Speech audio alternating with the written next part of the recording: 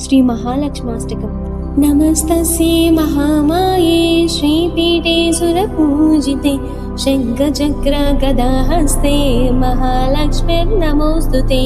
नमस्ते गरुडारूढे डोलासुरभयङ्करि सर्वपापहरे देवी महालक्ष्मीर्नमोऽस्तुते।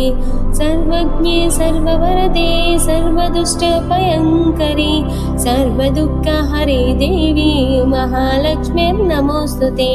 सिद्धिबुद्धिप्रदे देवी भुक्तिमुक्तिप्रदायिनि मंत्रमूर्ते सदा देवी महालक्ष्मीर्नमोऽस्तुते।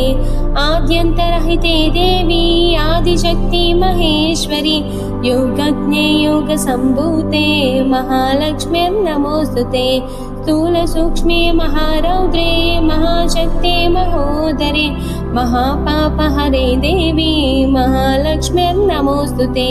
पद्मस्तनस्थिते देवी परब्रह्मस्वरूपिणी परमेशी जगन्माता महालक्ष्मीर्नमोऽस्तुते। श्वेताम्बरधरे देवी नानालङ्कारभूषिते जगस्थिते जगन्माता महालक्ष्मीर्नमोऽस्तुते। महालक्ष्माष्टकं स्तोत्रं यः पठे भक्तिमान् नरः सर्वसिद्धि महात्मोऽते राज्यं प्रभोति सर्वदा। एककाले पठे नित्यं महापापविनाशनं द्विकालं यः पठे नित्यं धनधान्यसमन्वितः त्रिकालं यः पठे नित्यं महाशत्रुविनाशनं महालक्ष्मीर्भवे नित्यं प्रसन्नवरदा शुभम्।